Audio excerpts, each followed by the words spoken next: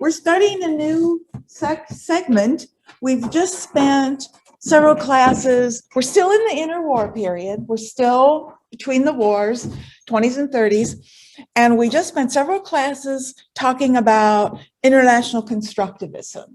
And that's one approach to art making and one way of looking at the world that was important in that period. We looked at things like the Russians, De Stijl, the Bauhaus, modern architecture, all of those movements that were rooted in a similar sort of way of thinking about form, that looked at geometric form, machine aesthetic, clean lines as the essence of what modern was. And they saw those forms as defining the modern world. That's what defined the world they lived in. So today we're going to go back in time and we're going to go back to World War I again and begin looking at another group of different groups of artists who take a different tack. They have a very different point of view about the war, about where society is and where society needs to be. You know, the first group we talked about were very positive about, you know, even not only optimistic, but utopian about the future and the machines and how, and the new city and how that was going to deliver us this new utopia, whether it was a political utopia or a social utopia. They saw it in a very positive light. The group we're going to talk about today has a very different view of the war and is more connected to the war in terms of what it was, its negative impact, and what it said about Western society. And so they're going to embrace a very different sort of language in art to speak about that world. So it's a less optimistic, in fact, a very pessimistic point of view, but some of them will offer a way out of that. Now that's going to include the Dada movement, which we'll talk about today, Scuola Metafisica. There's not much there, but we'll talk about a couple of works there, and then move into Surrealism. It's sort of a continuous chain of events. What all these people have in common is the rejection of rationalism and the embracing of a non-rationalism in art and as a way of seeing the world. And we'll talk about why they felt that way and how they see that helping to bring about the new world. Then later we'll come back to our third group after we finish all of these people, we'll come back and look at the 30s and the Great Depression and totalitarianism and all of that sort of stuff, but we're not there yet. So let's talk about World War I a bit. Now here's where I would normally spend quite a lot of time talking about it, because I've learned over the years that my students didn't have a clue. They couldn't tell one war from the other. Half of them thought Vietnam War took place in Korea. I mean, their sense of history was bizarre, because I know they had to take history classes. I mean, they're required. So how do they know nothing about history? So I'm going to give you some credit and assume that you know a little bit more than they did about history and about World War I, because that was like another planet to them. Even World War II was another, Vietnam was another planet. And eventually I reached the point where they didn't even know what 9/11 was. That's when you know you've been teaching too long, when your students are so young that they weren't even born.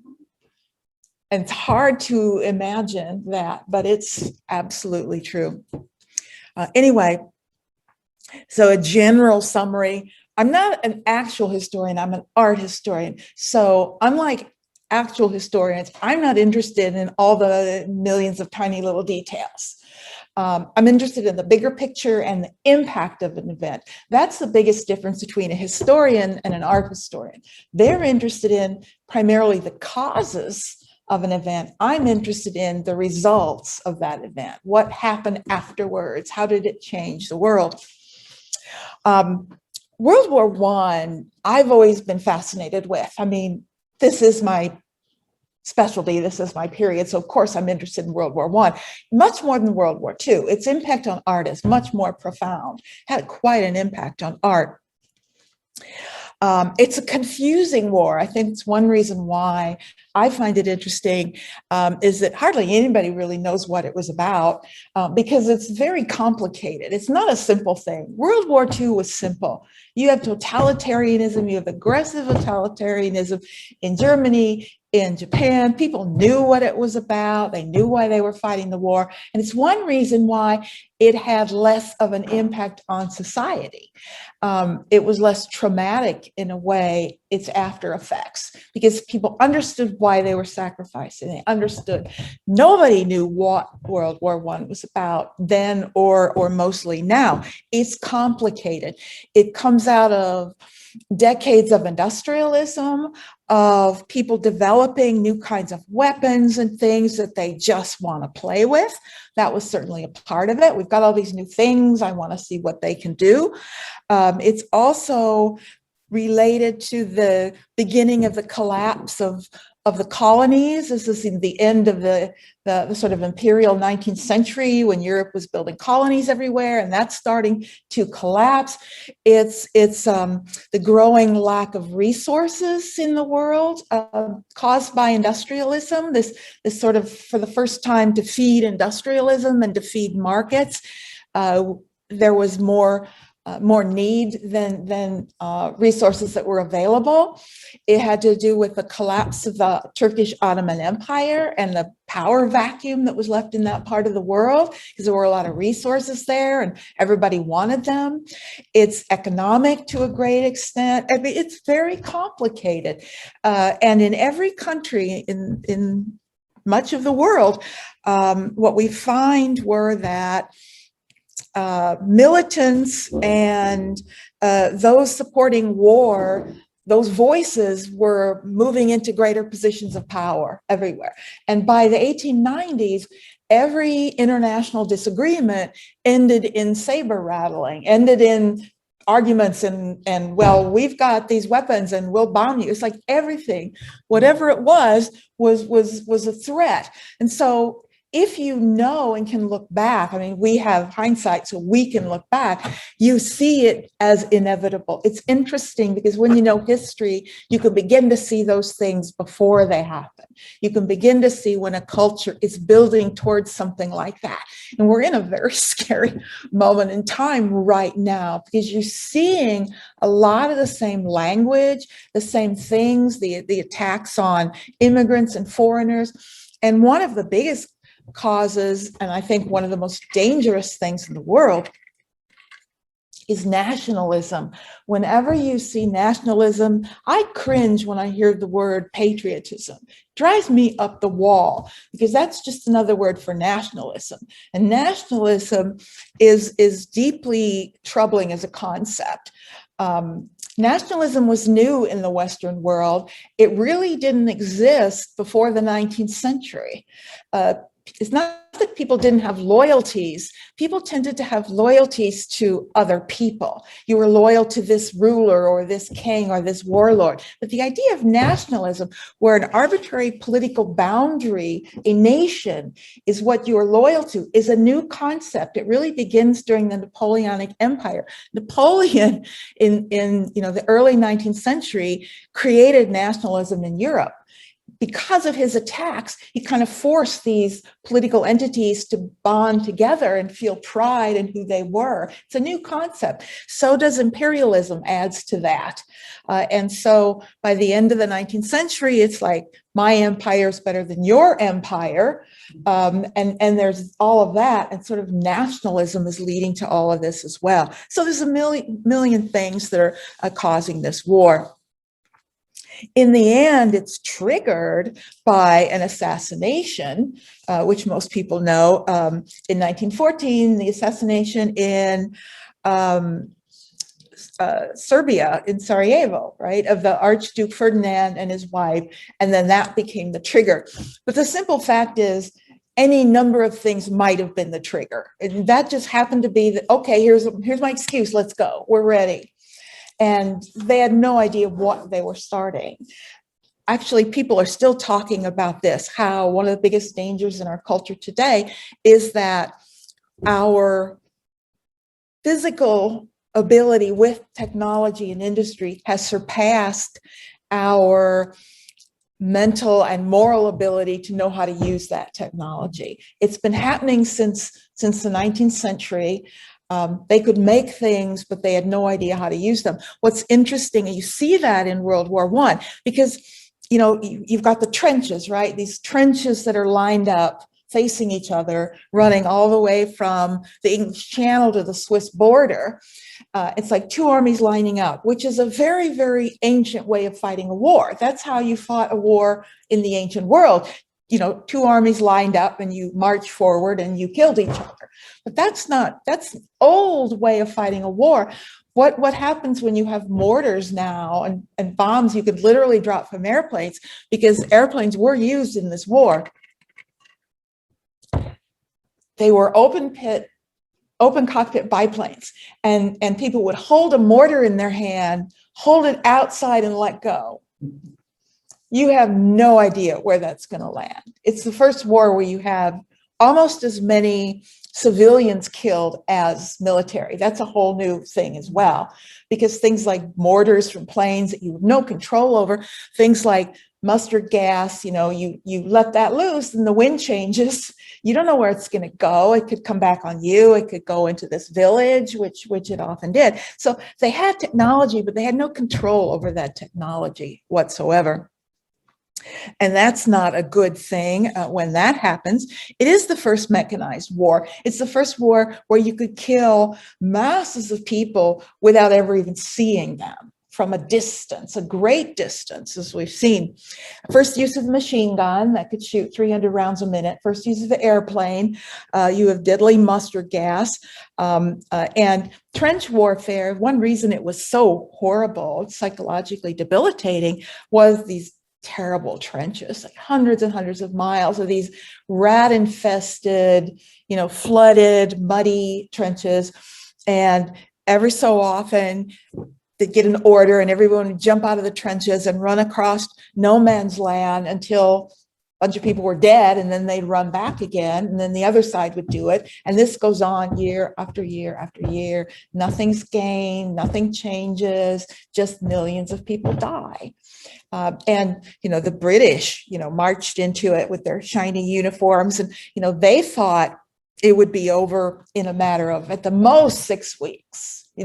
With the British Empire, this is going to end in 6 weeks. Well, years later, you can imagine the trauma of that when you just haven't a clue what you're getting into.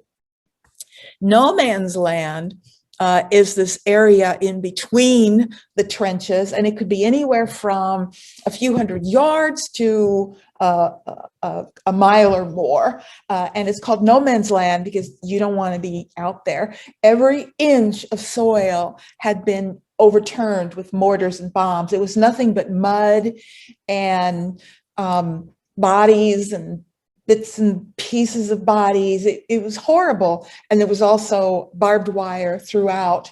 The reason I'm going into all of this detail is I'm not trying to gross you out, but you need to feel the impact of this event on these artists, or you'll never understand their response, intensity of their response. So that's why I'm going into that.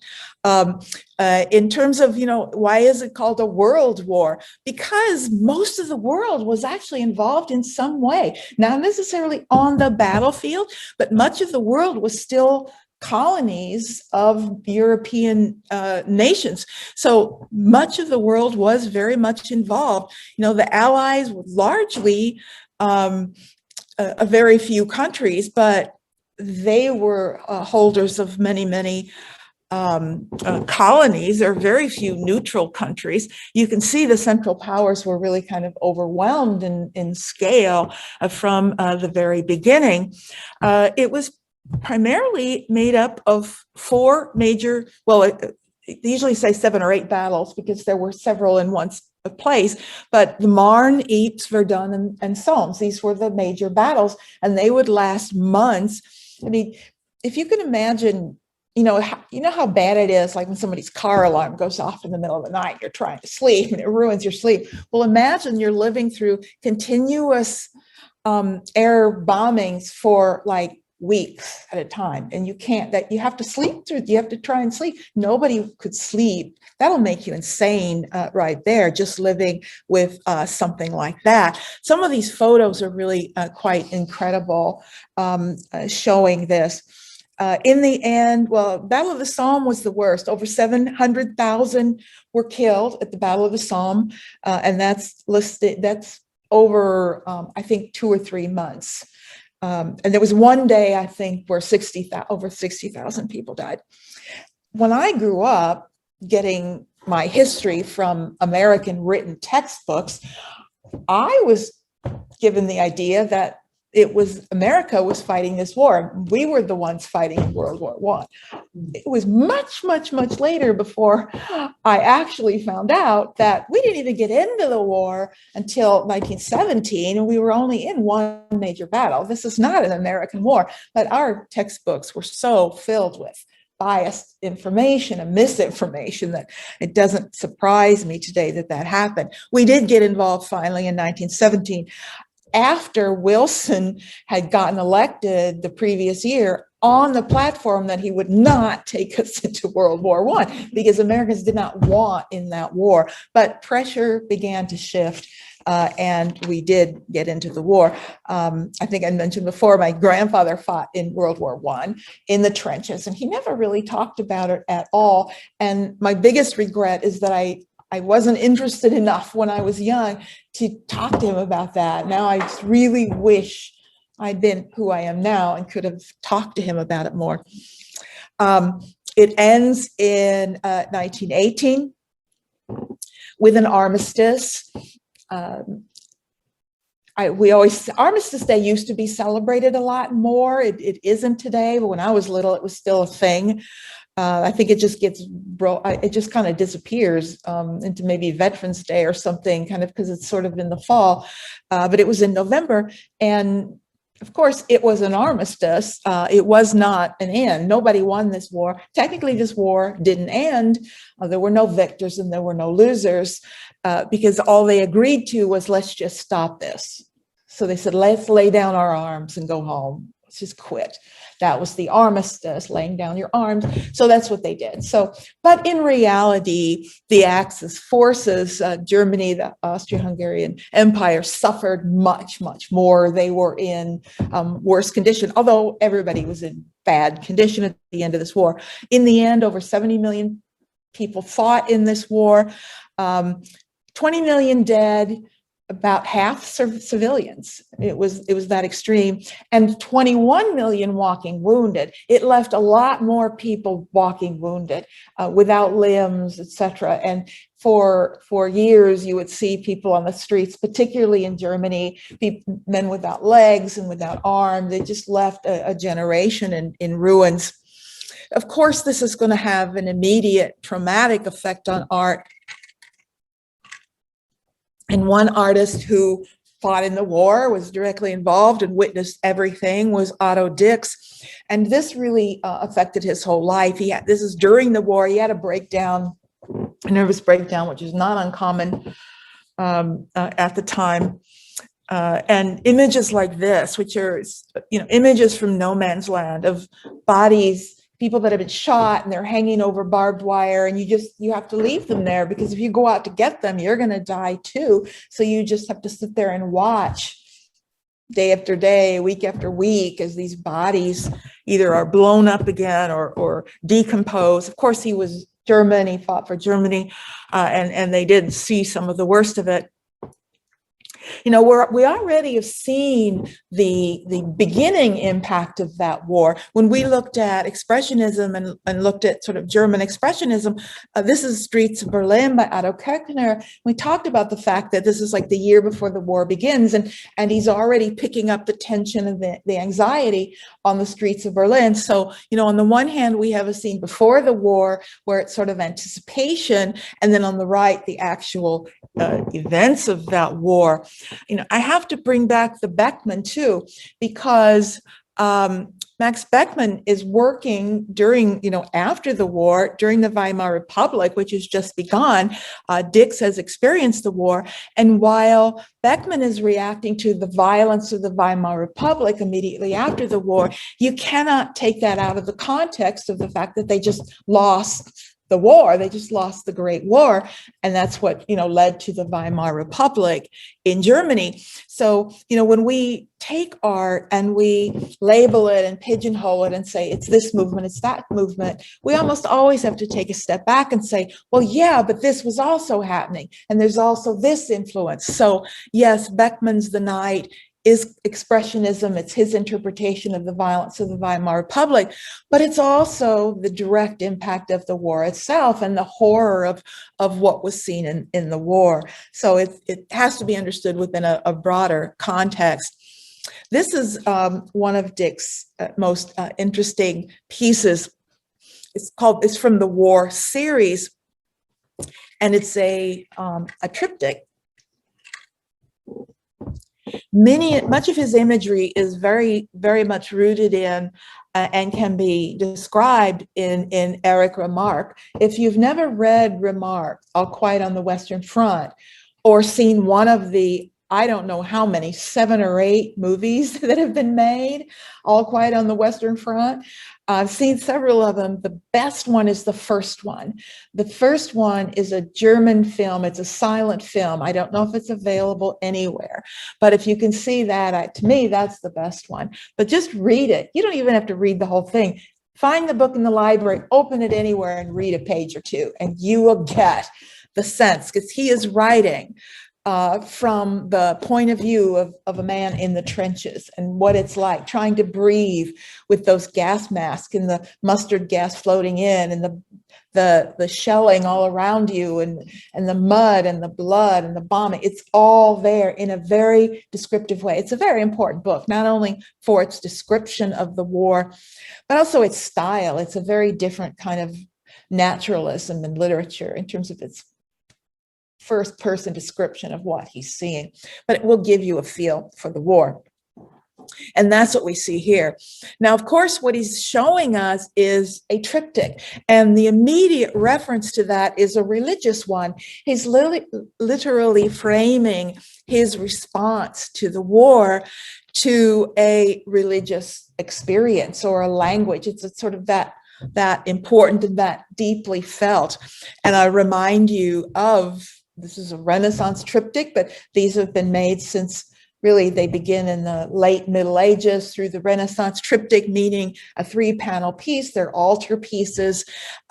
Traditionally, the predella, which is the horizontal area below the main scene, its format lends itself to a long horizontal form. So in religious art, it's often depicting a scene of the entombment of Christ or the body of Christ, or a body, it fits a reclining body. So here he's depicting it as a figure in the trenches. They would use like wooden forms to sort of hold back the sides of the mud and the dirt, and they would take a tarp to lay it across so that whatever falls in, it's like he likened it to, well, Remarque likened it to, your coffin. You're living in your own coffin there underground. That's what the trenches were, and he captures all of that really beautifully in this profound piece. And these are late, these are 29, 32. He's still making these images, and these are nightmare images. Clearly, it obviously haunted him his entire life as a soldier, and obviously he's not the only one. Now, how are artists to respond to this? The constructivists sort of played off the horror of that war. They just, okay, that's behind us now. We're going to look to the future. It was very much a future oriented. That was horrible, so we're never going to do that again. So let's just look to this new world we're building. But another group of artists couldn't ignore that, couldn't put that behind them in a way. And their response is going to be an immediate and powerful one. The movement called Dada takes many different forms. Dada is a nonsense word. It doesn't mean anything. And if you ask them, different people in the group, they will all give you a different explanation as to where it came from. That's part of the piece itself. Was part of the movement itself was its sort of irrational roots. Dadaism became a social critique. It originated in neutral cities. Its earliest origin during the war was in Zurich and in Switzerland. And a lot of German artists had fled to Zurich. A lot of artists from France, artists have a tendency when there is war on your doorstep to get the hell out. And so in this case, many of them went to Zurich. And it's their anger with society that led to Dada. So Dada as a movement was born in Zurich, but it will quickly appear in New York. It begins during the war and it will last for a few years, really up to about 1919, 1920. So it's a short-lived movement, but an important one. It's born in anger and disgust. They're so angry. The Germans in particular were particularly angry. The Weimar Republic's beginning in 1918, they're not happy with that either. The war's over, but they're still living in a very corrupt society. Remember we talked about this, German economy was in turmoil, inflation was running rampant, and they began to associate this world they were living in with the kind of values of bourgeois society that was controlling German culture at the time. They saw a world that was mad. I mean, if all of what I described, how could this be anything but insanity? I mean, this was a world gone completely mad. So how do you respond to insanity or madness? Well, with more madness and insanity and sort of put it out there as the sort of language of their age. As we're going to see, their goals were to shake up how you see the world, like wake up, slap you in the face. That's Dada. Get it together. I mean, that's it. You're not going to rationally talk to people who are insane. So disrupt your way of seeing, disrupt your view of the world. There is going to be a Zen influence, and we'll talk about that in a moment, because Zen was also about disrupting the way you see the world, not out of anger, but nonetheless, it was disruptive. And they're going to embrace what we call the anti-aesthetic. Dada is sometimes called anti-art. We'll see why in a moment. It's very nihilistic. It's very negative. It's very destructive. Methods, the gratuitous act and the provocative object. We'll talk about both of those. Questions they were raising was, who's responsible for this? And what has happened to art and its inability to speak of this? They're going to attack institutions.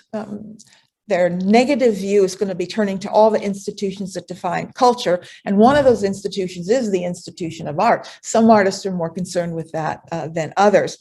So I think the best way to think about art is not Dada as not fine art, but as art criticism or art critique. It's critiquing art. The poster here is an interesting one. Kunstlerkanaal Voltaire, Art Cafe. I'm going to talk about the Cabaret Voltaire, one places in the world that I would visit. Give me a time machine, there's one place I'm going to go, and that is Zurich in 1916. I want to see the Cabaret Voltaire myself. Nightly events, music, lectures, and recitations, and then there's an address and when it opens. This is literally for the opening night. It was February 5th. Cabaret Voltaire. First of all, Voltaire was an 18th century philosopher, particularly known for and associated with rationalism, the essence of rational. So there's something extremely ironic by calling this totally irrational place the Cabaret Voltaire. So that's a big part of it. And irony is a huge part of it as well. The Cabaret Voltaire was a place where all sorts of things can happen. As I said, it's very nihilistic. It's about agitation. One of the big influences on the Dadas was the futurist. Remember in 1914, those Italians had traveled up to Paris and they had traveled to Berlin, and they were agitators. They were doing all sorts of confrontational things and trying to get the audience riled up. Remember one of their readings in Milan, the police were called. So that sort of idea of artist as agitator, artist as someone who can act politically in the world, not just someone who sits back and paints pictures or constructs sculptures, but someone who can go out there and act. That was an influence on the Dadaists, although they refuse to credit them and they hate futurism. Nonetheless, they were influenced by it, whether they want to acknowledge it or not.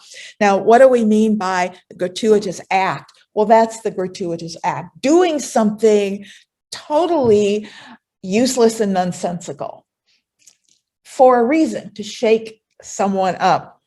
And the provocative object is something, making something that's irrational and that questions and challenges and shakes people up. You can either act in a certain way or make something in a certain way. But what it's got to do is function in a way they need it to function. In order to sort of question, challenge, and reveal the inconsistencies of Western culture, make you look at the world in a very different way. So Cabaret Voltaire is opened by a literary group. In fact, it's opened first by Hugo Ball and Emmy Hennings. They were German artists who had moved to Zurich during the war. They're both writers. It starts in literature. We've seen many movements now that have begun in literature and then moved to the visual arts. We're going to see more. We saw the Symbolist movement beginning with poets and in literature. Dada begins in literature, and Surrealism will begin in literature as well. But a lot of other people ended up there from a lot of different countries, some French, some German. Tristan Tzara, we'll talk about, a Romanian poet. Tzara becomes very important with the Surrealists. We'll talk about him. These are some of the acts and actions, the activities that happened there for a year or so were things like abstract poetry. As you can see, costuming. This is now the third time we've seen this kind of abstract costuming. We saw it at the Bauhaus, we saw it at the Russian Opera, and now we're seeing it at the Cabaret Voltaire, these sort of performances for very different reasons, however. Hugo Ball is known for, I used to have an actual recording of Hugo Ball reading Karawan, his nonsense poem, in his voice. And I lent that to a student and I never saw it again. And I'm so upset because you can't find that anywhere. That was a rare find. So what language is this written in? There's no language. It's not written in language. What they would do was create what they call phonetic sound poems, where they would literally have words like in a bowl, or not just necessarily words, but syllables in a bowl, and you pull them out randomly and put them together. Now, what's the point of this? First of all, clearly it's provocative. You're gonna anger people. You're gonna upset people. People want to know, what are you doing? But you're also challenging rationalism. You're challenging the idea of artistic choice while you're mystifying the audience. Now, these are young people, they're in their 20s. And like the futurists, there is an element of just rebellion. I mean, when you think back to some of the things that were done in the 70s, I'll take credit. I did some pretty irrational things in the 70s when you were out like in the park and dancing around, and you knew people were, you just did it to be provocative. And there's an element of that in here as well. The costume that he's wearing is not meant to exalt the machine aesthetic. It's a mockery of that and everyone who sort of validates that corrupt world. Why are they being so irrational? They blamed capitalism for World War I.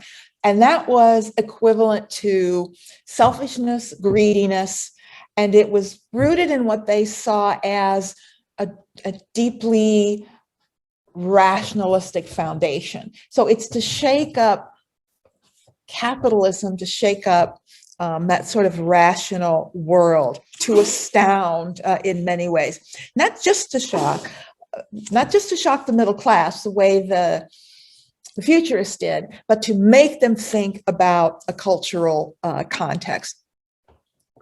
When Zara appeared, this is Tristan Tzara, the Romanian poet. He's an important figure because he wrote the manifesto, the Dada Manifesto, in 1918. And above all, that was a rejection of any sort of theory in art, reject all theories, all points of views about what art should be. It's an anti-system in which you make anti-art.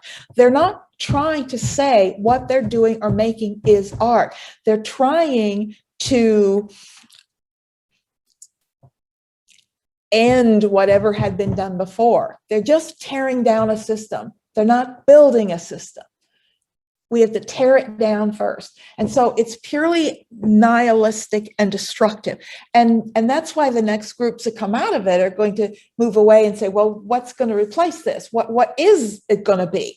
You're telling me what art isn't going to be and what's bad about everything, but what should we be doing? And that is going to follow directly from this. But it's like, this is a phase you have to go through first to make people begin to ask those questions. They had a real distrust of any sort of unity or agreement, so they embraced disunity, disruption, and used it as a tool. When the war ends, they're going to sort of disperse, and they're going to take these ideas back to Berlin, back to Paris, and to New York, and to other cities, and that's where it's going to begin to reframe itself. Tzara is going to Paris in 1919, and he's going to be the center of a group of young artists there who will, within another year, become the surrealists. But they're going to reject his point of view in favor of another leader in Paris that they're going to embrace. And we'll talk about that because they're more positive about what they're doing. So at this point, we're still having disruptive performances and the like. Dada in different cities will take on very different characteristics and tenors. When it moves to Germany, it becomes more political. German Dada is quite political, and that's, directly and obviously political, much more so than you see in Paris or New York, where it's more philosophical in nature. So when we get to Berlin, I just want to look at two people, George Grosz and Hannah Höch. And Hannah Höch is a really important artist that people don't know enough about. Now, this is a photo from the first International Dada Fair held in Germany. Now, remember, the Weimar Republic is going on. People are very dissatisfied with their culture, inflation, chaos, violence, it's all happening. And that's what the Dadists in Germany are going to be addressing. Now, I see this photo on web pages everywhere when they're talking about the Cabaret Voltaire. You can look up the Cabaret Voltaire. I would almost bet you this photo would be there with no explanation, but this is not the Cabaret Voltaire at all. This is a room from an exhibition that was held in Berlin of the sort of Dadaists, and it's quite aggressive. Hanging from the ceiling is a pig-headed mannequin wearing a military uniform. They're directly attacking the military. This is a brief period here where they can get away with this kind of criticism, this kind of political criticism. It is the Weimar Republic. You can kind of do and say anything. But, by the time you get to 25 or so, Hitler's boys are showing up on the streets and they're causing trouble, and it's not as easy to have this kind of commentary. So this stuff gets really overt. Gross really goes as far as he can. Pillars of society. Now, a lot of this isn't as meaningful to us because we don't recognize the people the way the Germans would. They would have recognized generals, politicians, etc. So these are the leaders of Germany, highly recognizable, with sort of garbage in their heads. This one has sort of, he's got poop in his head for brains, poop for brains. That's basically what we've got here. And there's all sorts of other, in the text, in the written things. This is a very overt criticism of German culture, those who are running the country, not just the war, but, after the war. He is actually getting away with quite a bit at this time. I'm comparing this again to Beckmann, because Beckmann is also critiquing culture. I could just as easily have not shown this painting in Expressionism and introduced it at this point in time, and it would have had just as much meaning, because it is about the violence in Berlin, but it's not, as to me, irrational and confrontational in a way. It's more just showing you that kind of violence. Hannah Höch, on the other hand, is important not only for sort of what she says, but how she worked and what she introduced to art and how she changed and sort of brings new ways of talking about art to us very, very early. She's one of the very first people to really understand the power of collage. Now, we've seen collage when we looked at Cubism. Picasso and Braque made collages, but they were doing it almost formally. There wasn't any real emotion tied to it. It wasn't subversive. It wasn't trying to make political comments. It was just a way of shaping and forming space, and a way of thinking about how things come together and form relationships to one another spatially on a two-dimensional surface. That's Cubism.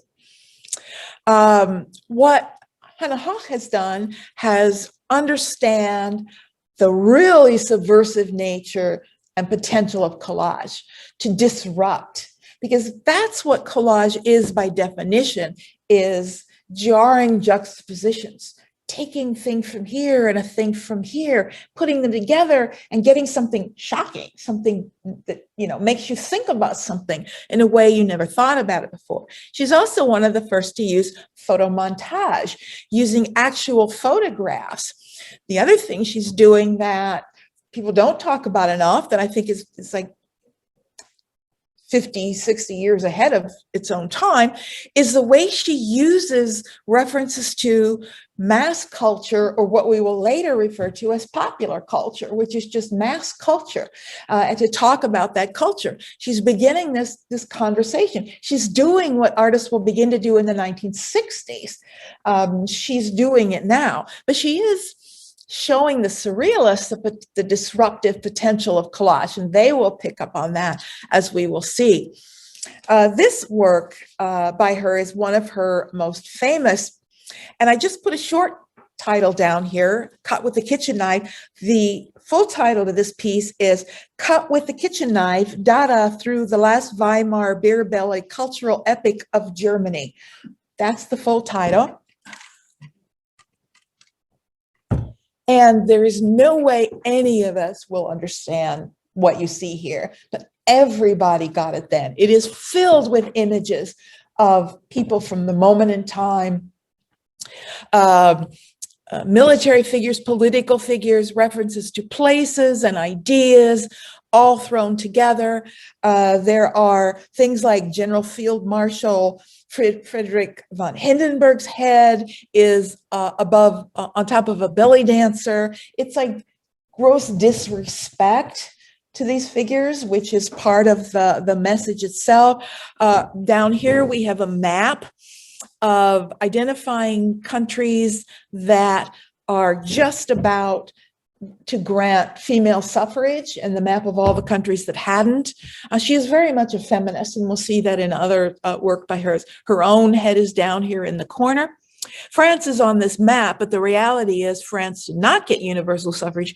Most of Europe and America, women were given the vote in 1918, 1920. That's about the schedule.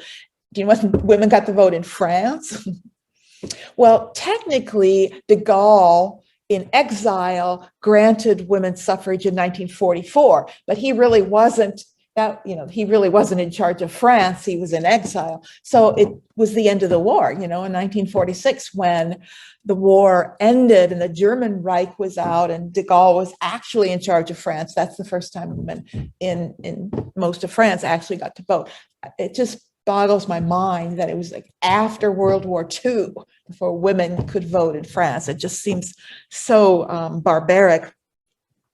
So it's a cross section of popular culture in Germany and a cross section of the turbulence of that culture. It's very irreverent to politics. It's a kind of personal scrapbook and statement. She has pulled off some really jarring juxtapositions in order to make her points, and that's really what it was very much all about.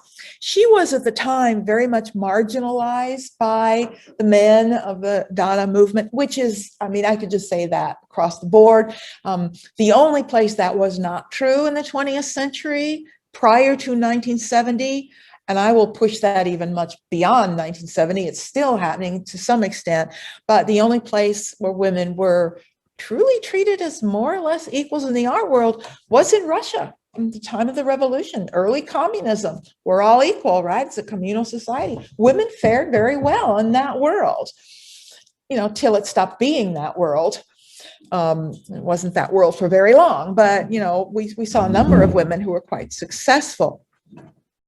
And what was really, I think, jarring to her and to all of us who hear about it and read about this whole period of the 20s and 30s, so many of these groups of artists, whether it's the Dadaists or the Surrealists, they think of themselves as very liberal and open-minded. They're extolling all these new values and the like, while at the same time they're hostile to all these women and excluding them. So that's even worse, that they're wearing this badge of, I'm all liberal, and they weren't, not at all. The hypocrisy of it was pretty shocking to most people. She also did a series in the 20s that really moves beyond Dadaism, that is more related to her feminist art, but she uses the same techniques, these sort of photomontage techniques. This is from a series called From an Ethnographic Museum, where she dealt with conventions of beauty, and she often used images of sort of African women and different sorts of people juxtaposing forms. This is called Beautiful Women, speaking of gender relationships and the like. I don't know what all of it means. This one is clearer. I think this is an interesting one. Strange Beauty. I love the title of that. Titles are very important in Dada. They're very important in Surrealism, more so than they were in Constructivist art, although they were sometimes important there as well. First of all, she's tapping into this long tradition of the reclining female nude, right? It goes back to Venetian Renaissance, where you saw the first ones, and it's had a role throughout the history of Western art. We saw Manet commenting on it, in the mid-19th century. So she's tapping into that tradition, but then she's got this strange mask that appears to be, I'm not really familiar with it. I don't know whether it's meant to be reference an African mask or something else, but putting that on it, you can't remove this also from that idea. We have to remember that they're all losing their colonies at this time as well. So any sort of reference to anything in Africa has this load of meaning behind it. It's not just a simple thing, it's a complex idea when you remind people of that. So there are layers of meaning behind that work. So that's Hannah Hawk. I want to turn my attention now to one of my heroes. I'll admit openly, I am biased. Marcel Duchamp is one of my great heroes for a number of reasons. Not necessarily because of the things he made, but because of who he was. He's just, and I feel like I know him really well. It's sometimes a tricky thing to deal with when you're studying an artist and you spend like years and years. You really feel like you know someone because you devoted your life to studying them. And yet at the same time, you really don't. And that's why it can be dangerous, because you're looking at them with a sort of a bias. Marcel Duchamp was one of three brothers. This is all him. He was French, and he became quite well known in New York after 1914. And I'll talk about that event in just a moment. I think I admire him so much because he's brilliant. I admire his mind. He has a mind that I could only wish I could have. And yet he has no ego about it. He's totally egoless. He never, I'm not going to say never, because there are some things people commission him to make, but in general, he never sold his art. The whole time he was living in New York, he's French, and he spent most of his life back and forth between New York and Paris. So about half the time he's in New York, half the time he's in Paris. When he was living in New York, he worked at the New York Public Library on very little money. I think he made like $12 a month. He lived in a simple, plain, empty room. He had one bookshelf where he had one book on it at a time because he worked at the library. So whatever book he was reading, he would check out of the library, and that's what was on his bookshelf, and that's it.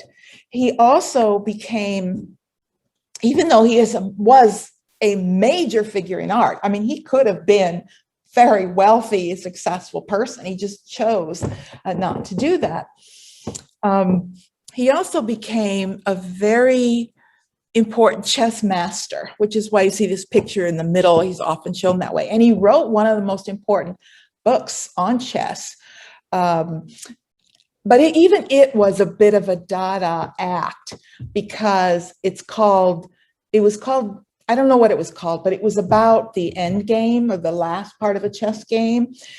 But the irony of that is real chess masters never play an end game. It never gets that far. Real chess masters, sometimes you'll see them, the best ones will make 5 or 6 moves and then one will concede, because they can see instantly who's going to win. Only bad players play down to 1 or 2 pieces on the board. Good players never reach that point. So there's a bit of irony in just that fact. And I'm sure that didn't get past him. He always has a wit. There's like a twinkle in his eye on everything he does. He never takes anything too seriously, even though his ideas are some of the most serious that you will ever see in art. Art as philosophy and critique. He takes it beyond political critique. The Germans were doing the political critique. Duchamp is interested in a much more philosophical look, and particularly at art itself. He begins this conversation in art.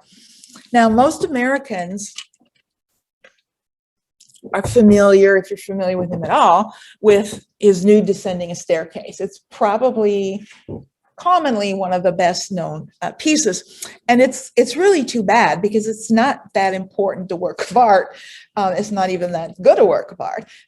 It's famous for a reason that has nothing to do with that. You know, works of art become famous for reasons that often have nothing whatsoever to do with their quality of art. I mean, the Mona Lisa is famous because it got stolen in the early 20th century, and there was a lot of publicity about it. Nobody ever heard of it before then. Nobody cared about it before then. I mean, it's a perfectly nice portrait, but it's hardly the greatest work of art ever made. That's a mystique that developed around it. The same thing happened with Munch's The Scream.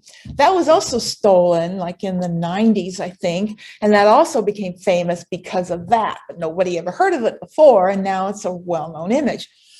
This became famous, particularly in America. We're going to talk about the Armory show a little later when we get to New York and talk about American art and the like. But the Armory show was the first international exhibition of international, sort of European modernism in New York. And it's a big deal. And we'll really talk about sort of how it was put together and who was showing there.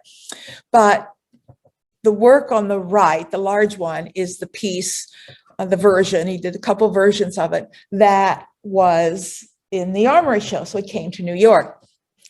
And he didn't really know much about what was going on. He sent it over from Paris. He hadn't been to New York at that point in time.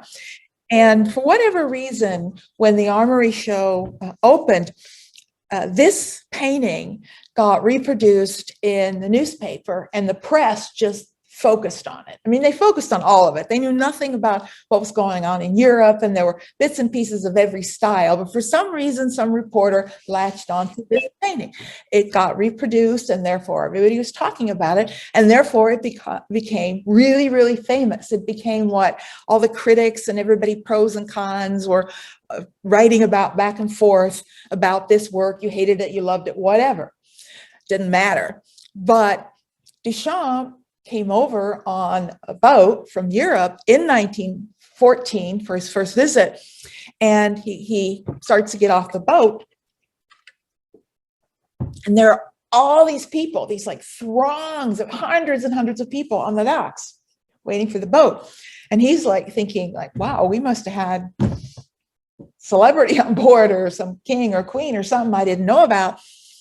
They were there for him, because he didn't know that he'd become famous. He didn't know that this was this focus of attention in the American press. In fact, the Parisians didn't pay any attention to this whatsoever, which is why he sent it to New York. Didn't have anything else to do with it. Nobody over there was interested in it. It's not really an advanced work. It's actually just a merging of Cubism. This is a young artist who's, Cubism's around and Futurism's around, and he's just playing with them and trying to do that. So it's his version of sort of merging of a sort of Cubist sense of space with a Futurist sense of space. This isn't Dada. There's nothing Dada about it at all. It's just a young artist doing what's happening right now, trying to figure it out. It's obvious what he's doing when you look at it. You can see the Cubist forms and shapes, but you also see that it has more movement and motion, and there's this repetitive sense of movement that the Futurists were doing.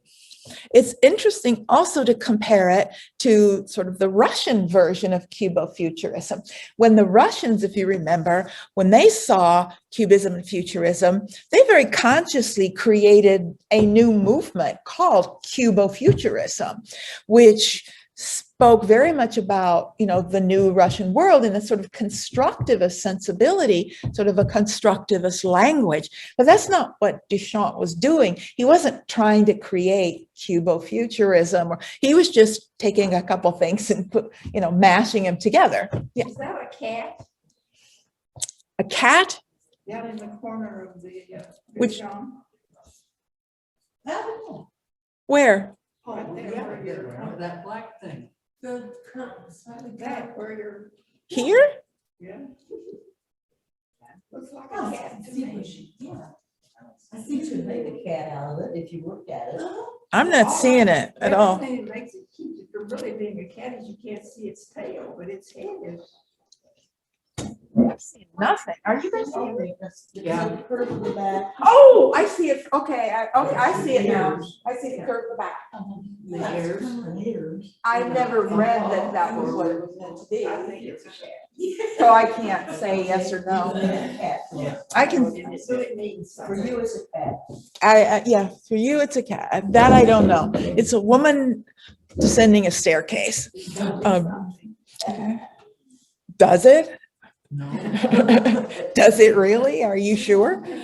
So, that's the piece, but this is not the Duchamp that I really want to focus on. Actually, it's interesting because that phenomenon made him, really kind of bond with New York. He had really good feelings about it.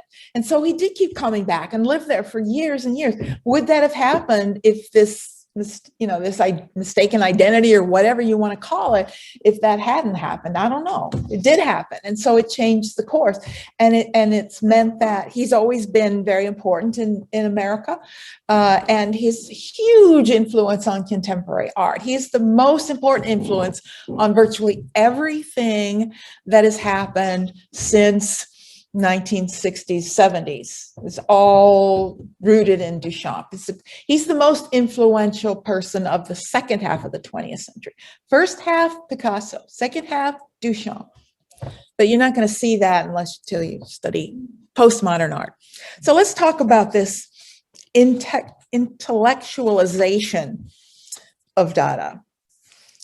And he was an intellect, and he did ask questions. Here's where we begin to see that objects are being made to function as critique. They're not negative, they're not positive, they're raising questions. They make you ask certain questions. An object like this is going to ask questions like, what is the nature of art? The first thing that's going to happen is somebody's going to say, that's not art, right?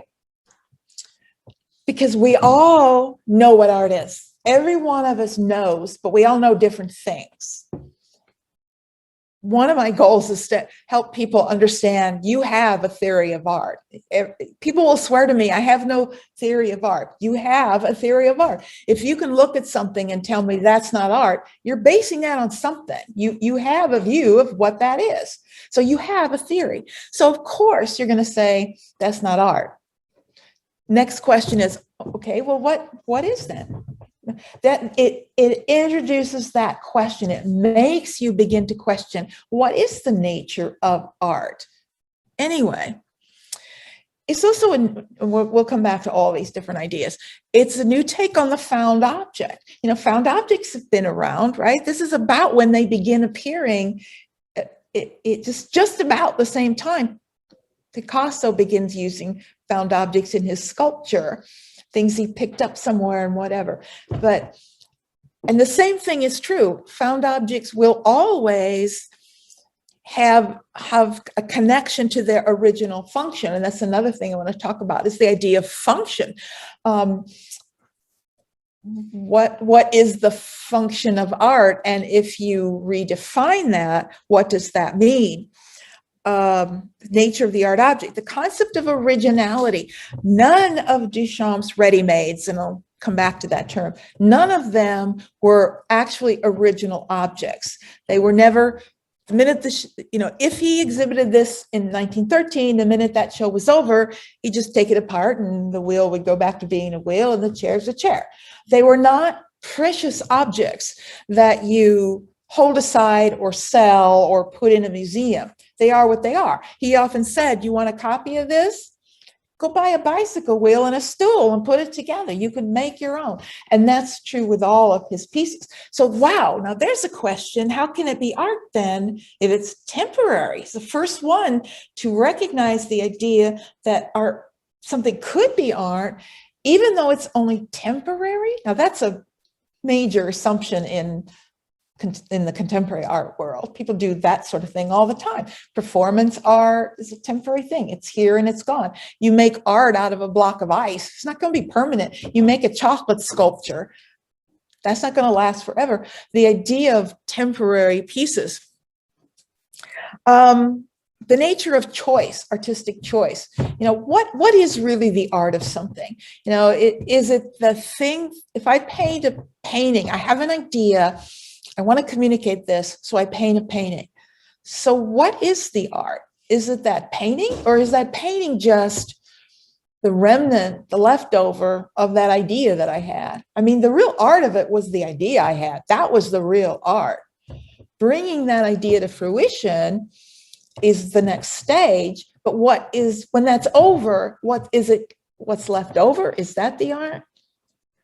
Or was it my thought process, my act, my choice to do a certain thing? I'm not answering those questions. I'm just asking those questions as he was asking those questions. He's not saying, and this is where people get very confused by his work. He's not saying this is art. He's not saying this is fine art. He's saying, what is art? What is fine art? Is it the idea? You can see where there are many, many directions this could go, including conceptual art, which is a huge part of the contemporary art world, art that is temporary.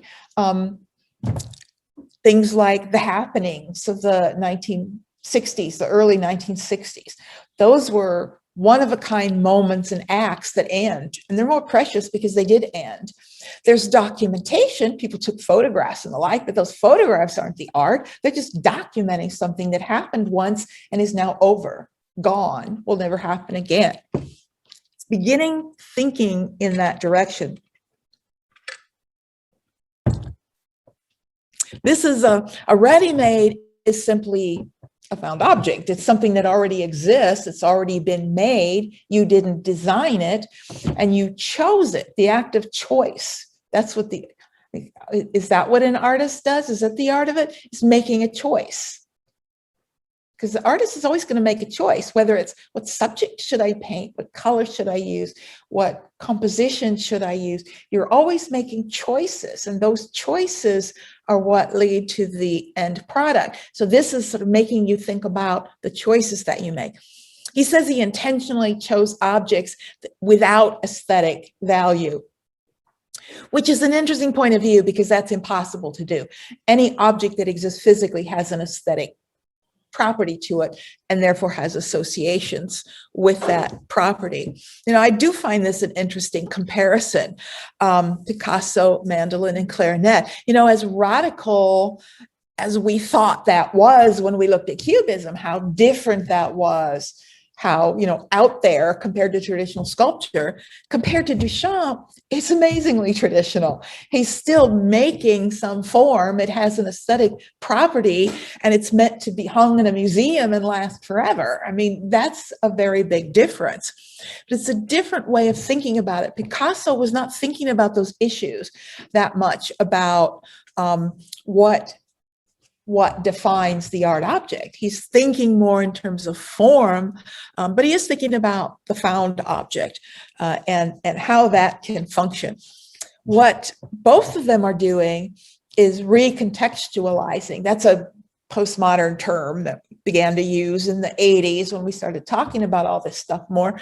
Recontextualize is you take something out of its original context and put it in a new context. You're recontextualizing it, you're redefining it. And that's what you do with every found object. You're taking it from its original context and you're redefining it as part of a work of art. So recontextualizing. Also, it speaks of the power of naming, the power of what artists do. I mean, naming is powerful. We know that. That's every culture that's ever existed has rituals around naming. They have ceremonies around naming, whether it's people, like christenings and baptisms and naming things. So naming in general is powerful. And artists have that power when they name something art. That's powerful thing to do, just naming it. You're framing it in a certain way using language. And that's what he's doing here.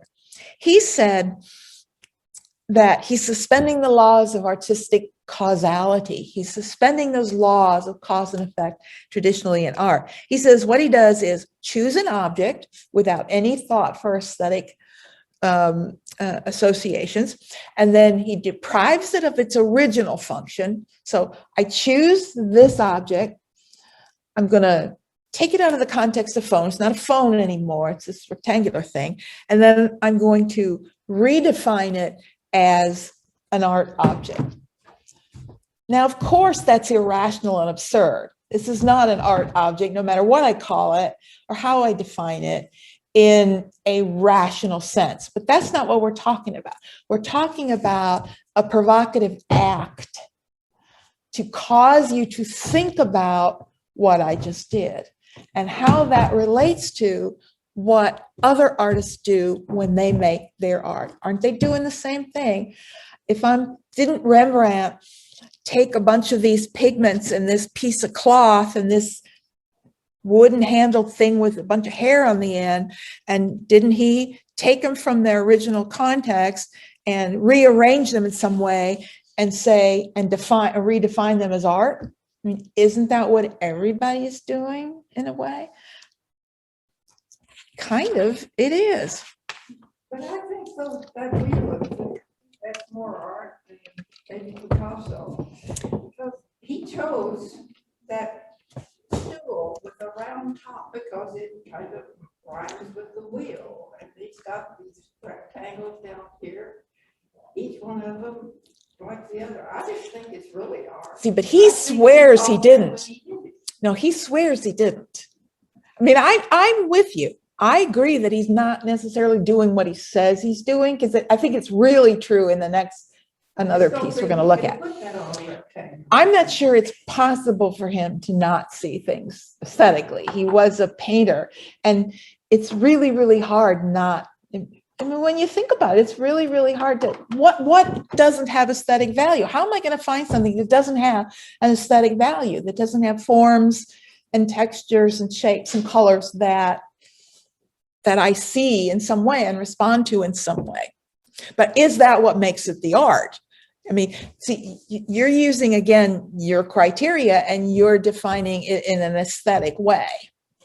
So you're seeing, yes, there are aesthetics there. So the only question is, but is that relevant? Is that what defines it as art? Or is it really just the mere choice itself? This piece I've always found really interesting. This is the bottle rack. I always have to explain this, because in 1914, everybody knew what a bottle rack was. He chose a common object that was in everyone's home. You know, I never had a student once who knew what this was or recognized it as bottle rack. We don't have these things in our kitchens. We don't wash out all our glass bottles and dry them on these things anymore. So it's lost its ordinariness. And we see it different. What's interesting about that is we do see it entirely differently. For us, it's not bringing those connections that it had before that it would have had at the time. To us, it actually looks far more dangerous today than it did in 1914, because we see these spiky things sticking out. We don't know what they're for or why they were there. I saw what I believe was the original of this in Juliet Man Ray's apartment. My doctoral work was on Man Ray, right, the American Man Ray, and his wife was still alive. And I visited her in Paris and walked into her apartment, and there, sitting on this like table, is this. And I almost had a heart attack. It's like, never, you don't see original Duchamp. They don't exist. You know, there are millions of remakes of everything everywhere. But she assured me this was the original one. I don't know if that photo actually is. That photo could be any bottle rack. That's the point. But anyway, it's bigger than I thought. You know, they're big things. They would have taken up half the kitchen. So how big is it? 18, 20 inches, maybe 24 inches tall. So it's for good sized bottles, that not little tiny bottles, but good sized bottles. These bottles that are what? Well, like milk bottles, you would get lots of, medium sized milk bottles I mean, I can remember when they used to like deliver milk bottles like every day. Yeah. The milkman would come every day for your fresh milk. People didn't have refrigerators. Some of them. People in France used to throw away their wine bottles.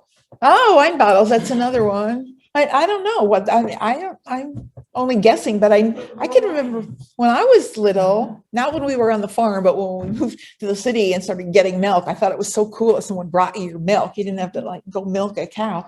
But they would be like delivering like almost daily.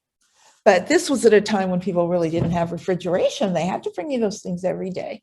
With paper caps.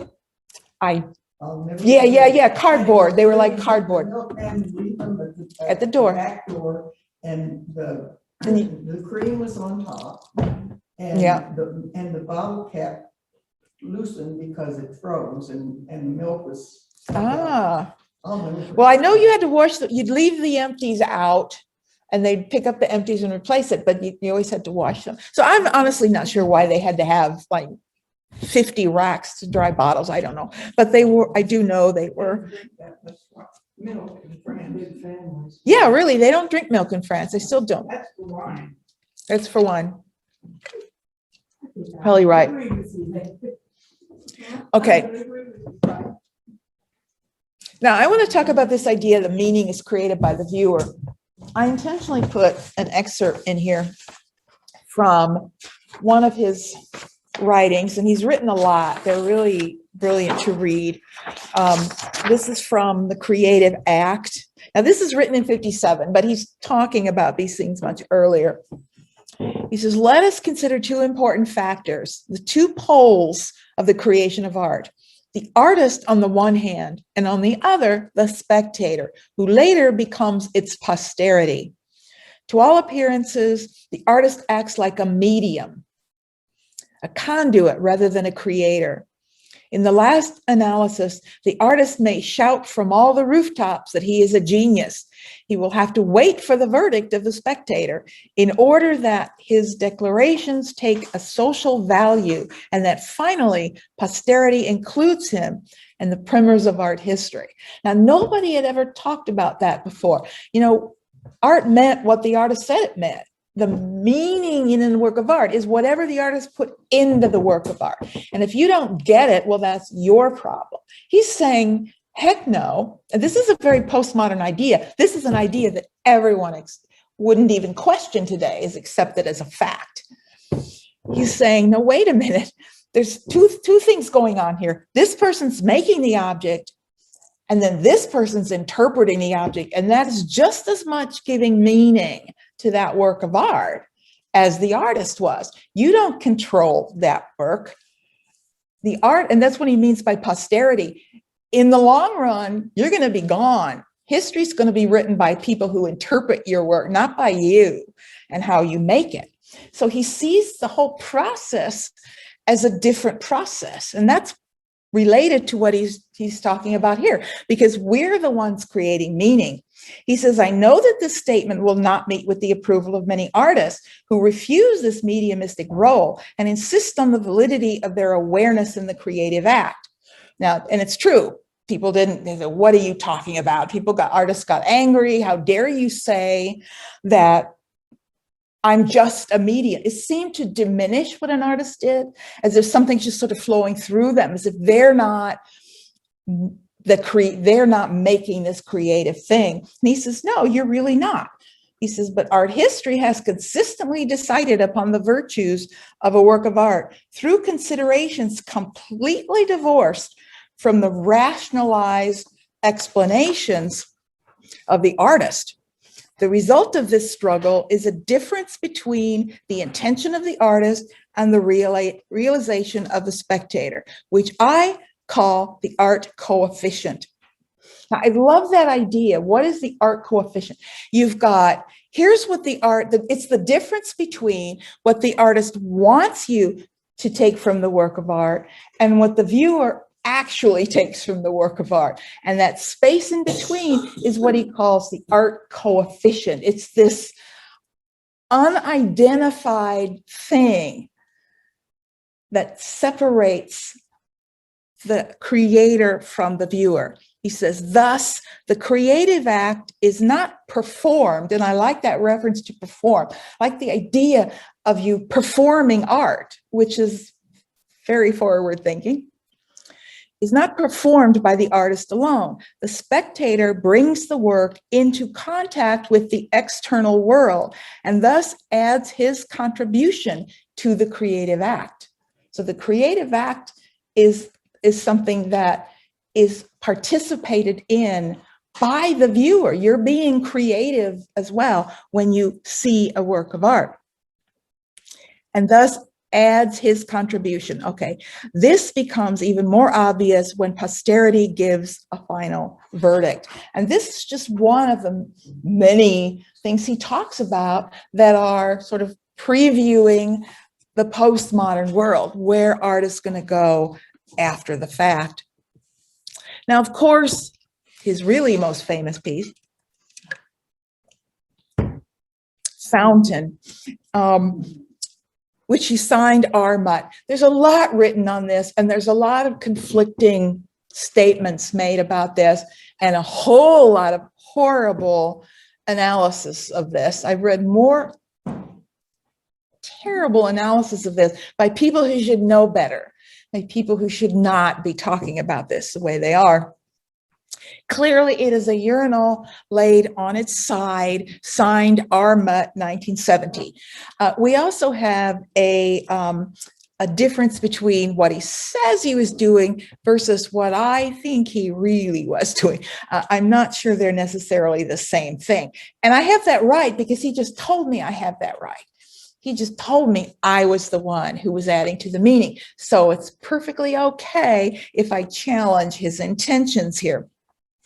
Now, this was made for the Independence exhibition in New York. He was living in New York, and there was a group of artists, the Independence group, and they were doing an annual exhibition. He happened to be actually a member of the hanging committee, and it was not a jury show, so everything should have been in the show. So when he showed up for the exhibition, however, he couldn't find the piece, but it had to be in the show. So you know how in exhibition spaces, they use these movable walls? You know how you've been in galleries where they have these walls that they move. Okay. Hidden in between two of these walls was this piece. So it was in the show, but it wasn't visible. That's how they got around not wanting to put this in the show. So I read all the time it was rejected. It wasn't rejected. They couldn't reject it. They had to put it in there. But it didn't say you had to be able to see it. So they found a way to hide it in the walls. So it was in the exhibition. Now, this is the one where I think nobody is ever going to convince me that he chose this totally and completely at random and without any thought to what the object was. I don't think there's no possibility of that because it's a urinal. He knows what it's not like, oh, I'm going to reach out and whatever I touch is what I'm going to put in the show. Oh, it's a urinal. It doesn't work that way. He made a choice, and he made a very conscious choice when he picked this, although he never admitted that. He always swore it has no aesthetics. Now, the most ludicrous descriptions or analyses that I've read, and I swear to God, this is true, I've read people analyzing it formally. Now, a formal analysis is going to talk about the shapes, the curves, the textures, the color, the scale, the mass, all of these elements of form, which is, of course, in fact, he would have loved, I'm sure he would have loved to read that analysis. At the same time, it is a very pointed object that brings with it, this is not a random found object. This is an object that has all sorts of associations, and he knows what he's doing when he brings this in. So he knows what he's saying. He's being provocative in a humorous way. There's an element of humor in this without a doubt. He knows what he's doing. Signing it R. Mutt, I've read articles where people have researched that there was apparently actually a plumber in New York at the time named R. Mutt, and that maybe he looked it up and that's where he invented the name. He says he did it so nobody would know it was his.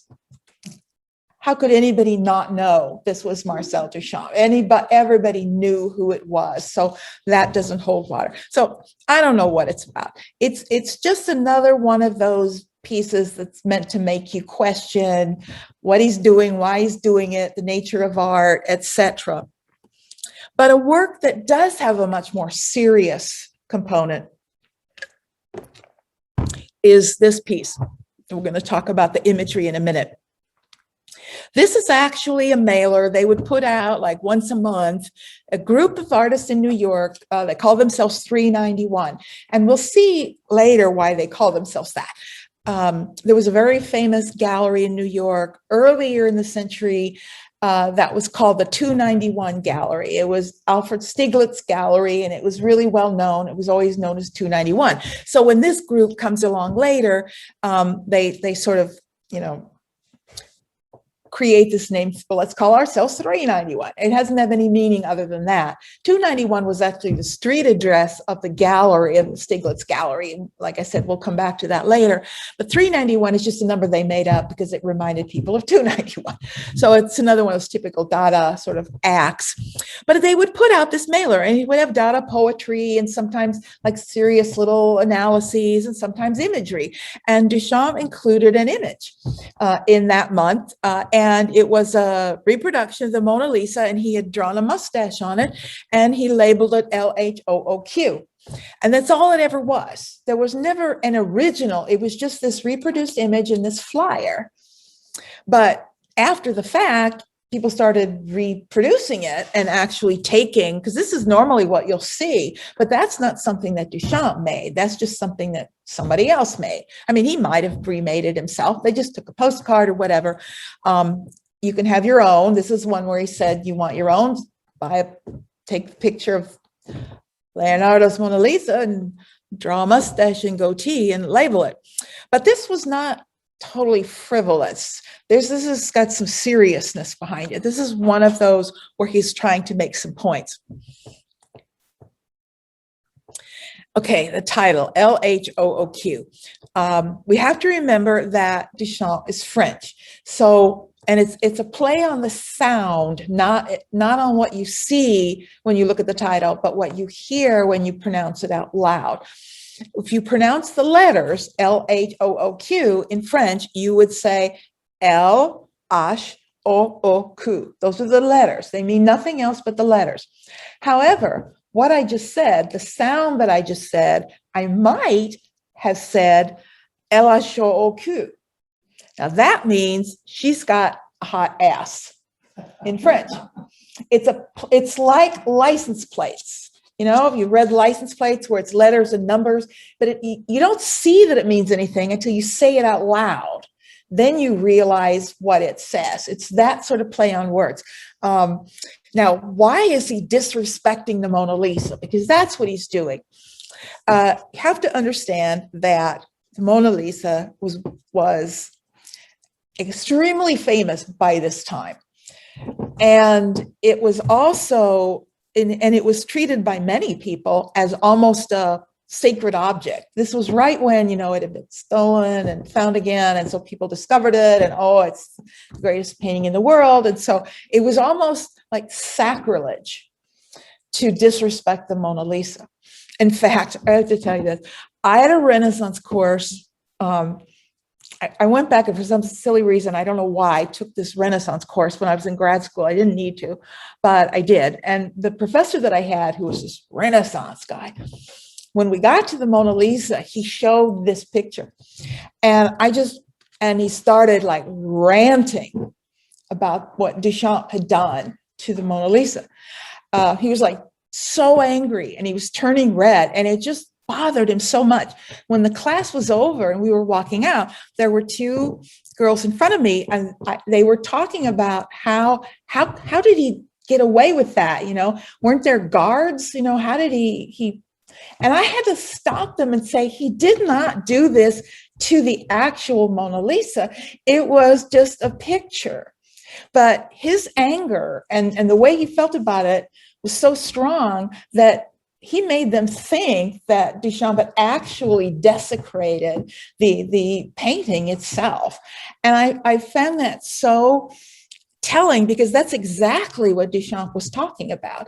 The preciousness, he's trying to deprivilege the art object. And one of the things that is often discussed in this part of the century about art is, does art have a responsibility? We're going to see that more. It's an idea that began early. You know, when we looked at 19th century art and we talked about like Courbet's The Stonebreakers and some of those realists, they really believed art had a responsibility to speak about the downtrodden and the working class. And that issue of, does art have a responsibility, or can art just be art for art's sake? And it's above, art is up here, you know, art is above the mundane responsibility. You know, it doesn't matter what I say or do. We're still living with that. We deal with those issues every day today in the museum world, when you're dealing with huge controversies like at the Tate, where there are sexist images and racist images. Is art above that? Is it okay that this old art was racist? Or should we be removing, do we look at it with our eyes and interpret it how we see these things today? Or is it above that? It's art, it's old, it's one of the old masters, so we don't have to deal with these social issues in that art. I mean, that's an issue today that hasn't been answered. That's still a big problem. And certainly when you look at the world of this point in time, Duchamp's looking around the world and he's seeing a world in chaos. World War I is over. It's just been horrible. Much of Europe is still devastated economically. And what is the dominant avant-garde art form in Paris at this moment in time? It's Cubism. Now, given all of what I just talked about, the horrors and everything that's happening, when you look at Cubist art, can you tell that's happening? Is there any relationship whatsoever between Cubism and the social context in which Cubism was made? Absolutely none. Cubism exists in this world out here that's separate from the realities of the social world. Duchamp is saying, you can't do that. Art is not exempt from everything that's happening in the world. It's not precious object, it's not sacred object. Now, if I want to talk about that and criticize the institution of art itself, how do I do that? One way is I could write an essay or a book and just say these things. But that's not who he was. So he makes an object to say those things. How best do I assault the traditional institution of art than to take its greatest image, its image that everybody knows, and assault it? And that's what he's doing. This is an assault. Yeah. Is it a coincidence that he's put Salvador Dali's mustache? Totally. Dali doesn't even exist at this. I'm sure he's been born, but no, nobody's seen he's nobody. Dali's nobody before 1925. He's pretty much nobody before 1930. But he certainly wouldn't have been seen. But you're right, it is. I mean, that was just a popular mustache, but it absolutely is. It's hard not to think of Dali when you see that mustache.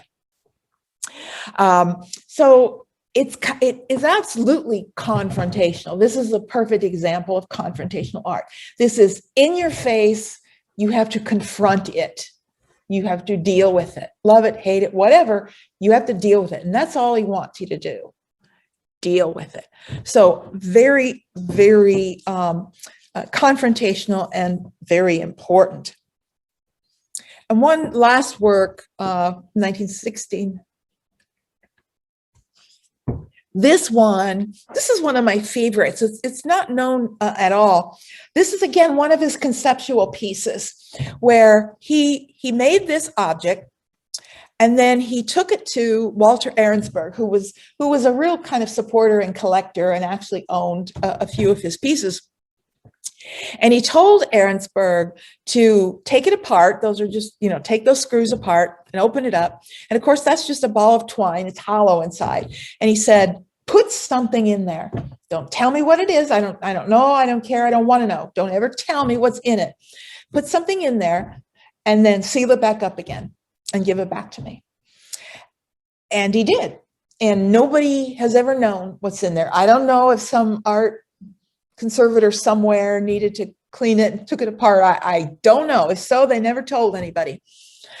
But there's text on both sides, and it's in multiple languages, and it's read in bizarre ways. And there are any number of papers out there published trying to interpret what this says.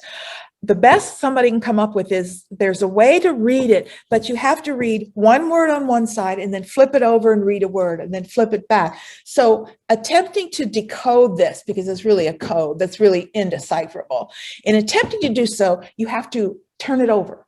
And as you do, you hear this thing rattling inside. It's totally conceptual.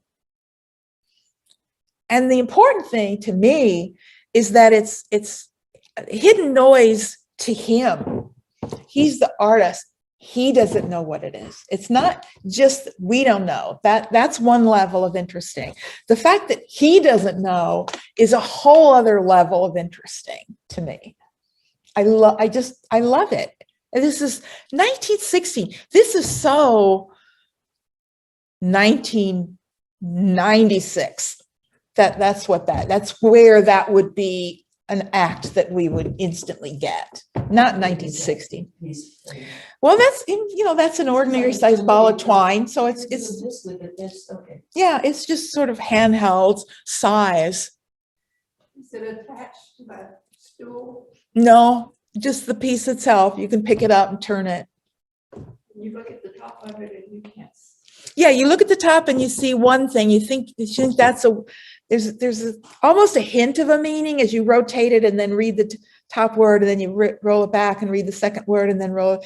But you have to keep that whole code thing is purely to get you to flip it over and over. That's all it's for. It doesn't really mean anything or say anything, but you have to try.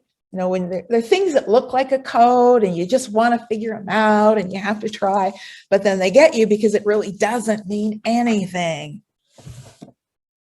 So Dada, let me summarize this.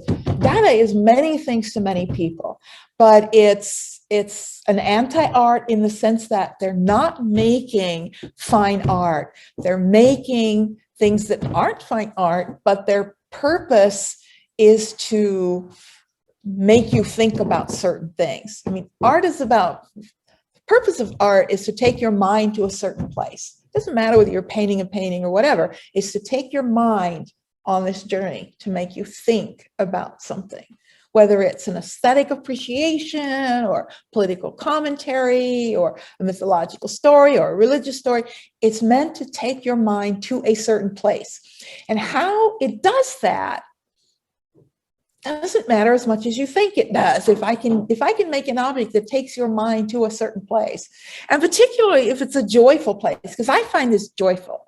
I find when people get what's happening, I see smiles. I can't help it. I see people smiling, and for no particular reason. There's nothing funny about it. It's just that there's a moment in your mind. It's light-hearted. It's a place of joy. It is for me, and you get that in a lot of surrealism as well.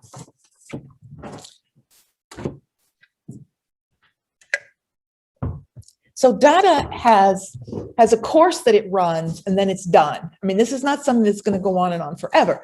The primary criticisms of it will be that it's just negative. Yes, you're tearing things down and you're asking questions, but you're not giving us any suggestions as to what we should do or how art should function. And so that is going to lead into other artists. It's going to lead into the surrealists, who are going to embrace the non-rational. They're going to reject rationalism. I would say Dada art is irrational, but surrealism is not irrational, it's non-rational. And I use a different word because irrational has negative connotations. Non-rational doesn't. Non-rational is just the opposite of rational. It doesn't mean it's good or bad, whatever. It doesn't have connotations. Where irrational, if someone says you're being irrational, they mean that negatively. It has negative, they're not, giving you a compliment. Oh, you're irrational today. That you can bet that that's not a compliment. So I prefer non-rational. But there are other things that feed into surrealism that are beginning at this time. And that is fantasy art. And I just want to look at a few examples of this. And I have to tell you about this one guy because he is one of a kind. There's nobody like Henri Rousseau. And he's really hard to really even to talk about because he's such a strange guy. He's known as Le Douanier. That means a customs official. And that's what he was. He worked in the customs office. So they just kind of called him a douanier. He was a true primitive. He was this late 19th century guy, really, but he lived until 1910. And he caught the attention of this circle of artists in Paris around 1910, Picasso and that circle, the Delaunay and Leger and all those sort of people influenced by Cubism. They were fascinated with this guy. He was a primitive, and yet he really was, part of this Western tradition, but he was untouched by it. Everything he did was just what he did. And he had a weird view of himself. He actually thought of himself he called himself an academic artist. I mean, this is so far from academic art at the time. This is academic art, at the end of the century. The only way it's like academic art is that it's a very slick surface. That's the only thing I can think of. It's very smooth and very slick, and that's what they wanted in academic art. Other than that, it's pure primitivism. It's sort of a childlike primitive, but most people who work that way did it on purpose. They knew they were doing primitive art, and they chose to do that. He thinks this is academic. And I think that's what intrigued everyone. Half the time they really are drawn to his work because people were interested in primitive art and they saw him doing it naturally. At the same time, they were sometimes almost making fun of him, but he didn't get it. He didn't realize that's what was happening. In fact, in the early part of the century, there was this place. No, I didn't put it in. There was this building in Montmartre that was known as the Bateau Lavoir, or the Wash House. And it was an old building, and ever since the late 19th century, artists had lived there. There's just these floating groups of artists might live there for a few months or a year, and it was just an old building. I don't think they were actually squatters, but it was a pretty dumpy old place. It was pretty cheap, and young artists coming to Paris, they would meet there. Picasso lived there for a while. Almost everybody lived at the Bateau Lavoir for a while. And in the early part of the century, they started doing these banquets at the Bateau Lavoir. They would just decide to do it, and they would hold a big banquet and treat it seriously, but it was really not serious. It was sort of mock. And they would honor someone. And it was kind of a joke. It was halfway between a joke and a roast and just a party to get together. Sometimes it would be somebody that they really hated and they wouldn't be there, but they would, hold a banquet for them and roast them. Sometimes it was one of them. And in 1906, they had a banquet for Henri Rousseau. And it was just the most bizarre moment because you can't tell, because I don't think they knew whether they were serious or how serious they really were about what they were doing or not. But he absolutely fascinated them. He once told Picasso, he said, "We are the two greatest painters of our age. Me in the academic style and you in the Egyptian style." Now, I know what he meant by Egyptian. Think about it. When you think of Egyptian, you think about these figures that are twisted and turned, and you're seeing it. That's what he meant. I'm pretty sure that's what he meant. He saw that as Egyptian. But it's just such a weird statement that he thinks he and Picasso are the two greatest artists of their age. And yet, he really is incredible. And he's going to have a huge influence on the Surrealists. Because 1897, he is kind of a bridge in some ways between what the symbolists were doing with their sort of imaginary pieces and what the Surrealists are going to be doing a little later. He actually believed in a lot of mysticism. He believed in ghosts, and he believed in a lot of mystic things. And a lot of his work is tapping into a kind of dreamscape. I'm not sure how aware he is, but I think that's where it's rooted.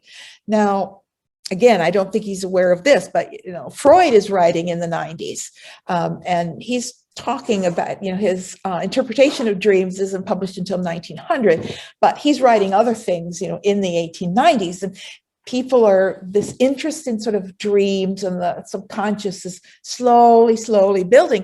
And it's not surprising that the Surrealists are going to look back and see Rousseau and sort of latch onto him, because totally unintentionally, he seems to be referencing that in many of his works.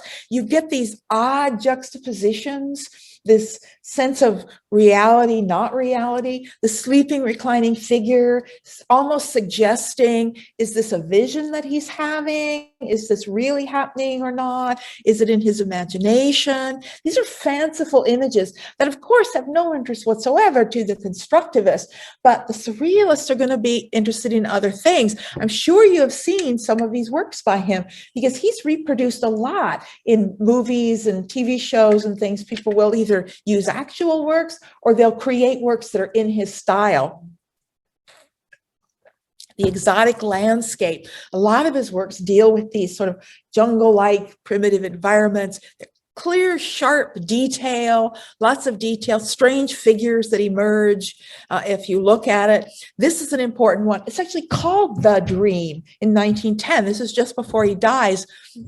This is very early for any artist to, in fact, I think it's the earliest reference to a dream in this sort of psychoanalytic sense of the dream, because, you know, who is this figure? The reclining nude on the sofa is totally out of place in this jungle environment. So he's juxtaposing things that don't go together. Now that's something the Dadaists were doing for different reasons, but it's also something the Surrealists are going to do as a way of tapping into the subconscious mind. So she seems to be, is she seeing this? Is she looking around seeing it?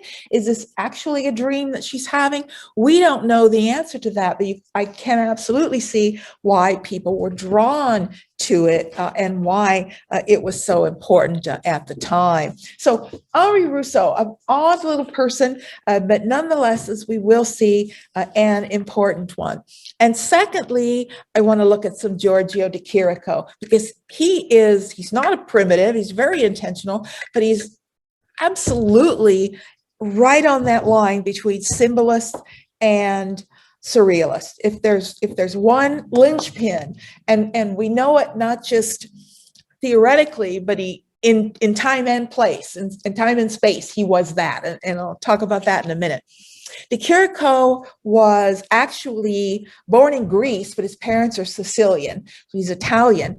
So he studied art in Athens, and then later he went to Munich to study art with Arnold Böcklin. And this is an important connection. When we looked at the 19th century, we looked at Böcklin, one of the most important of the symbolists. He did this series on the Island of the Dead, The Sacred Wood. You know, he's the one who sort of mysticized the landscape. You know, at the same time, you had all these realists doing landscape painting, and then you've got Böcklin comes along and does this sacred wood with these strange shrouded figures. And suddenly the landscape becomes a place of mystery and fantasy. And it's very different from the way anyone had been doing landscape. So this is a symbolist imagery, and this is the man that de Chirico was studying with. So it's not surprising that his works have that same sort of imaginary and mystical quality. He was one of two artists who created this school in Italy, School of Art, not an actual building. They called it the Scuola Metafisica, basically means metaphysical art, which is almost a translation of the word surrealism, which is the same thing. It's another reality, only they call it metaphysical. And he was, by 1911, he's working in Paris. So this predates surrealism, but he had a lot of paintings in Paris where they would have seen, and they absolutely knew his work. Now, this is one of a series called Nostalgia of the Infinite. De Chirico is very influenced by the writings of Nietzsche, and we see that in some of his works, but he's also, I believe, very influenced by Freud, and I think there's a lot of intentional Freudian symbolism in his work. Now, not a lot of people knew Freud yet. Freud's interesting, we'll talk more about him, but in 1911, 1912, his works were published, but they were still only in German. It's not until 20 and 21 that his works are translated into French and English, and that's when everybody starts knowing what he's doing. But that doesn't mean his ideas weren't out there in the air, that people weren't talking about his ideas. So people did know about him. Nostalgia of the Infinite. He's using imagery here. This is part of the Memories of Italy series, in which imagery like this, which is very dreamlike imagery, very symbolic imagery, is used as a kind of symbol for revelation. Images like this are revelatory, which is why the surrealists will embrace them as well. You have revelations, it's juxtaposing, it's distorting space, it's bringing things together. Individually, they have meaning, put together. What do they mean? They're suggestive, like dreams are. Dreams don't, dreams put things together that don't make sense together. They're suggestive, but they don't really have any direct translation. He uses things like shadows that are suggestive. In fact, these are the actual words that psychoanalysts are going to be using later to talk about these ideas. Jungian psychology, the shadow is an important phenomenon. So nostalgia of the infinite, suggesting something foreboding and suggesting something below the surface. The idea of suggesting is what ties it into the symbolist, because that's what they did. They just suggested. But he's taking it into a psychological realm that the symbolist didn't deal with. He's taking it into a 20th century psychological realm. One of his most famous, Mystery and Melancholy of the Street, he's using what looks to be traditional Italian Renaissance one-point perspective, but the buildings all have different perspectives. So the space is skewed. Again, you get shadows, you get surrogates of people, the shadow of the girl, the open truck. There's something ominous about this, but we don't know why. It's psychologically ominous. We can't say it's threatening, but the open door, the child running along, children symbolize innocence. She seems to be this innocent child in this dangerous space. Put that together, and there's something ominous about it, something disturbing about it, the space, the colors, the forms. That's everything that he's dealing with. He often used, in fact, these mannequin forms, statues, surrogates of human beings. And this is right out of Freud. Freud talks about that a lot. He calls it the uncanny, our relationship to things like mannequins and figures like that. This is very surreal, but surrealism doesn't exist. It has all the qualities of it, but it doesn't actually exist yet. So it can't be that. Really wonderful. In fact, it's the one I'm going to steal out of the Nelson today. Okay. If that happens, we'll know where it went. It really is wonderful. A De Chirico? I stand and look at it and try to figure out what's going on, but it is kind of ominous. One of the things I'm going to put into the auction is my tours of the Nelson again. So I'll auction those off and we can go through, and I really want to focus this time on things that I've covered, particularly in the last fall and now, the 19th and 20th century will be the focus, and sort of go back through and see what they've got that reflects that. So if you're interested, it'll be in the auction. So that really takes us right up to the birth of surrealism, and I'm ready to begin that next time. Does anybody have any questions or comments on anything that we've talked about today? It's not easy stuff, but neither was constructivism. But that's difficult in a totally different way. Tell me what this is you're donating to The tours. I've done this the last 2 years. They auction off the tours. Yeah. I usually take like no more than 6 people because it's too hard to talk there without disturbing other people. But I have to think exactly how I want to word that. I think I may do an Asian one again, because I did that last time and a lot of people couldn't make it. So, and a lot of people took the Asian class last year when I did that. So I'll probably do one on Asian, I'll tour the Asian section, and I'll do one on 19th and 20th. And we could focus on these 2 classes or what they've got. So you made it through some of the more complicated stuff. The data stuff is not easy to understand, but I think it gets a lot easier if you stop trying to put it in the traditional frame of fine art and start seeing it for what it is, which is cultural criticism done visually as opposed to in terms of literature. It makes the Duchamp Makes me feel really good about being a spectator. Good. He tells you have the power. I don't like all You that. have the power. I Art- mean, and you have the power. The artist is going to be long gone. Yeah. And I'll never forget when I was in Paris and saw the Mona Lisa. I was so disappointed. in I it. know, isn't Just it? a little picture of, It's a portrait. And first of all, you can't get to it because there's like a million people there. And behind them on the wall are these beautiful Titians and other paintings that nobody's looking at. These are all trying to see in this little tiny hole through this glass. And it's like, So getting stolen is not going to happen. fame. Yes, it is. It's absolutely a way to fame. Yeah. No, no, I'm going to say publicity is a way to fame. And however you get that publicity, but getting stolen is one way. Yeah. Do you have some?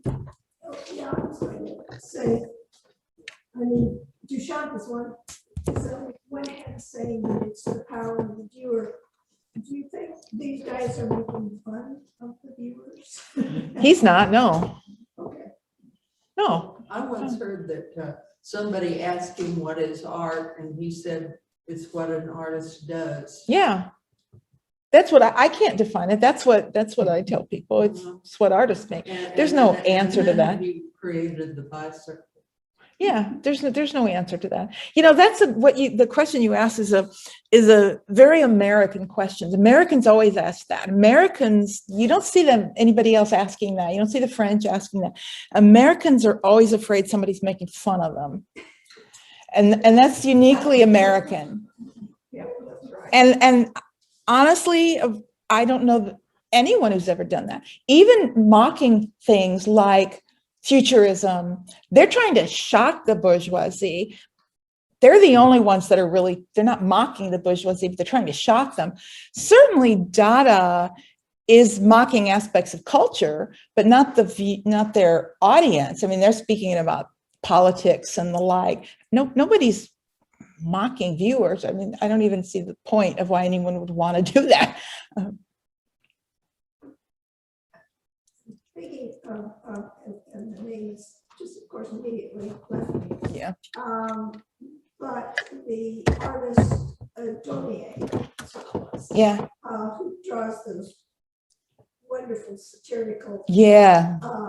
cartoon, and he draws one of an art patron looking at painting in a museum. Okay. Another one- He's mocking not you, the viewer, but a certain kind of person who approaches art in a certain way. He's mocking them. That's not the same to me. That's not the same as mocking you, the viewer, looking at his work. He's not mocking someone who looks at art. He's an artist. He wants you to look at art. But I can see that, like if they often mock like somebody who's an art snob or somebody who, somebody like that. They'll mock them, or somebody who's very pretentious and thinks that I could see an artist mocking them. But that's very different from, if you're not that person, you don't have to worry about it. That's not, Well, it's like all the people who analyze the urinal. Yeah. Form and Yeah. color. Yeah, he would find that humorous. And so in a way, I guess you could say that piece mocks that kind of pretension. Yeah. Anything else? Anybody at home or in the room? Okay, then we will call it a day, and I will see you all next week when we look at surrealism. Bye, everybody.